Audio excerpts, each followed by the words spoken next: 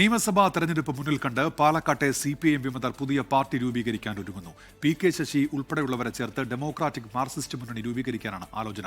വലിയ നേതാക്കൾ പാർട്ടി വിട്ടു പോയിട്ടും ഒന്നും സംഭവിച്ചിട്ടില്ല എന്നാണ് CPIM നേതാക്കളുടെ പ്രതികരണം.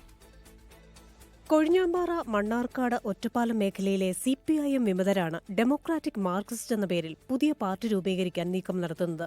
വിമതരുടെ പാർട്ടിയിൽ CPIMുമായി അകന്നു നിൽക്കുന്ന മുൻ MLA PK ശശിയെയും ഉൾപ്പെടുത്താൻ ശ്രമം നടക്കുന്നു.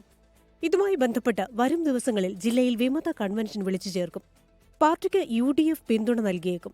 വിമതർ ഭീഷണിയല്ലെന്നാണ് CPIM നേതൃത്വത്തിന്റെ പ്രതികരണം. സാങ്കല്പിക ചോദ്യവും ആ സാങ്കല്പിക ചോദ്യത്തിന് സാങ്കല്പികമായ ഉത്തരവും പറയാൻ ഉദ്ദേശിക്കുന്നില്ല. വിസ്മയിൽ ഒന്നാമത്തെ ദിവസം തന്നെ പൊട്ടിയും. ഇപ്പോൾ ഒരേ ഒരു വിസ്മയം കളവാണ്. രാവിലെ എഴുന്നേറ്റ ഉടനെ തന്നെ കളവ് പറയാൻ തുടങ്ങും. 9 കളവാണ് ഈ ഒറ്റ പ്രശ്നത്തിന്റെ മേലെ പറഞ്ഞത്.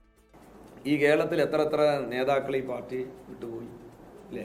അതൊക്കെ നമ്മുടെ മുമ്പിൽ അനുഭവങ്ങളുണ്ടല്ലോ.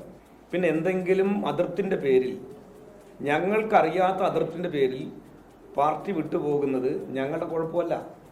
KTDC ചെയർമാൻ സ്ഥാനം രാജിവെച്ച ശേഷമാകും PK ശശി പുതിയ പാർട്ടിക്കൊപ്പം ചേരാൻ സാധ്യത. പ്രതിപക്ഷ നേതാവ് VD സതീശൻ നയിക്കുന്ന പുതുയുഗ യാത്ര ജില്ലയിലെത്തുമ്പോൾ വൻ ട്വിസ്റ്റുകൾ ഉണ്ടാകുമെന്നാണ് വിലയിരുത്തൽ. അതേസമയം എറണാകുളം പറവൂരിൽ CPIM സ്ഥാനാർത്ഥി വേണമെന്ന് പാർട്ടി ഏരിയ കമ്മിറ്റി ജില്ലാ നേതൃത്വത്തെ നിലപാടറിയിച്ചു. എന്നാൽ സീറ്റ് വിട്ടുകൊടുക്കില്ലെന്ന നിലപാടിലാണ് CPI. 24 പാലക്കാട്.